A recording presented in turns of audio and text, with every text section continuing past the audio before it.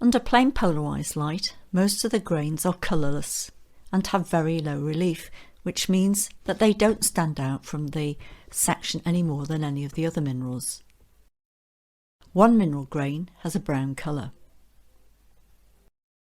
The grains show irregular outlines and have neither a banded appearance nor largely sub-rounded or sub-angular shapes, so the rock is probably an igneous rock. The strongly coloured mineral has low to moderate relief and shows a perfect cleavage. When the cleavage is aligned east-west, it is set parallel to the polarizer on this microscope, and the colour of the mineral is dark brown. You can see that as the stage is rotated through 90 degrees, the colour changes to a paler brown colour.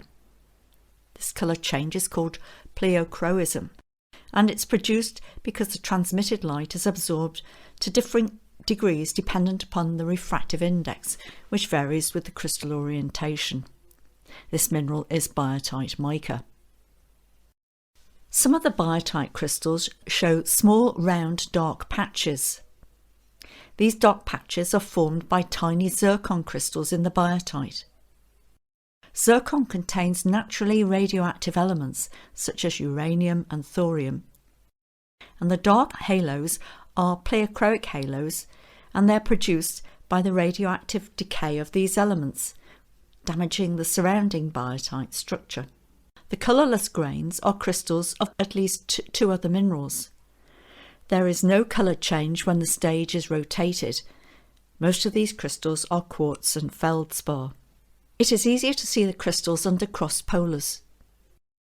The thin section shows interlocking crystals of approximately the same size and with a random orientation.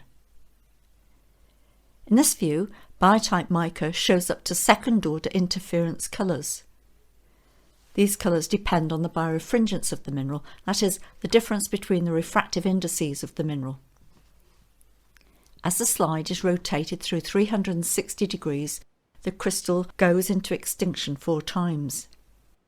In extinction, the crystal goes black, but not completely black. It has a very dark mottled appearance. Muscovite mica is also shown in this view. It shows bright second to third order interference colours and, like biotite, it also has a mottled or speckled appearance in extinction. Under plain polarised light, this crystal was clear and showed good cleavage. Other rock-forming minerals in this thin section are quartz, microcline feldspar and plagioclase feldspar. As the stage is rotated through 360 degrees, these crystals grow into extinction 4 times. Quartz is identified under cross polars by its first-order interference colours and lack of cleavage. It also shows wavy extinction in some crystals. Microcline feldspar under plain polarised light form crystals with low relief and slightly cloudy or turbid appearance. Under cross polars, it's identified by its first-order interference colours. Plagioclase feldspar shows similar interference colours but is best recognised by multiple or lamellar twinning. The microcline feldspar had a crosshatch twinning. For the plagioclase feldspar, rotation of the stage in one direction results in the sets of lamellae going dark and reaching extinction. Rotation in the other direction results in alternate lamellae reaching their extinction position. In summary, this rock is a coarse-grained crystalline igneous rock. Crystals are greater than 2 mm in size and form a mass of interlocking crystals of approximately the same size. The crystals are anhedral, that is, they have no regular shape and they have a random orientation.